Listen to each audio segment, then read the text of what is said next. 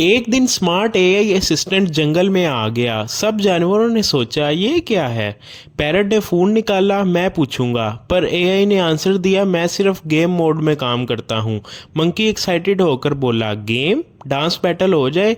AI ने बोला, dance challenge accepted. Monkey ने डांस शुरू किया और बोला, इजी है भाई, और अचानक गिर गया।